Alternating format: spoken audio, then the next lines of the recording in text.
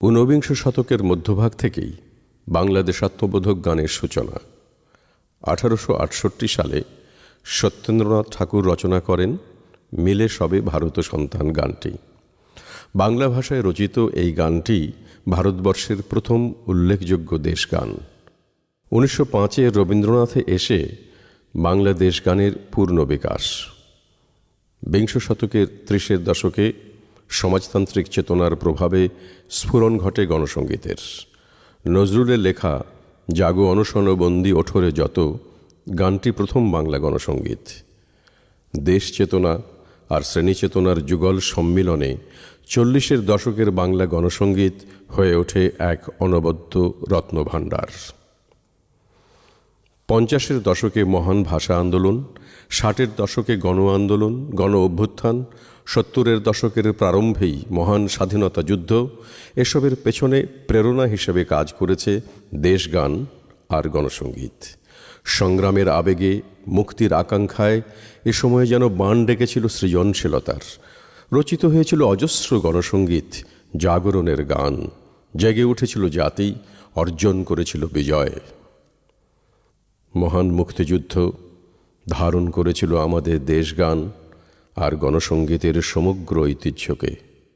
তাই 1905-এ বঙ্গভঙ্গ বিরোধী আন্দোলনের সময় রবীন্দ্রনাথের লেখা একটি দেশগানই আজ স্বাধীন বাংলাদেশের জাতীয় সঙ্গীত।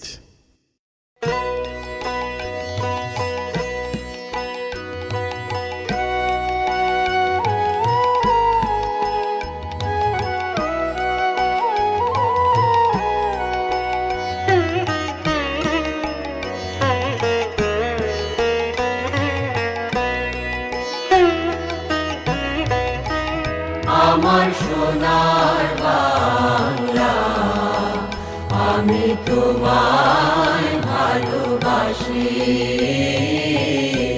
চিরদিন তোমার আকাশ, চিরদিন তোমার আকাশ, তোমার বাতাস আমার প্রাণে। ও মা আমার প্রাণে বাজায় বাঁশি সোনার বাংলা, আমি তোমায় ভালোবাসি। ও মা ফাগুনে তোর আবির বনে প্রাণে পাগল করে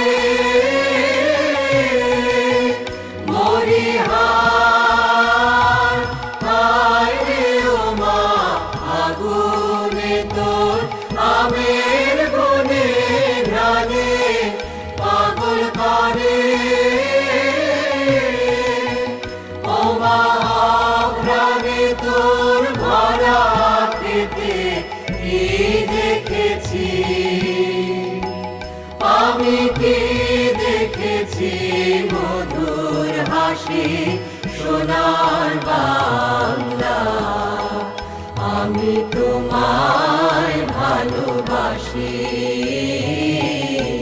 কি শোভা কি ছায়া গো, কি স্নেহ কি মায়া গো, কি আঁচল বিছায়েছ বটের মূলে নদীর কূলে কূলে।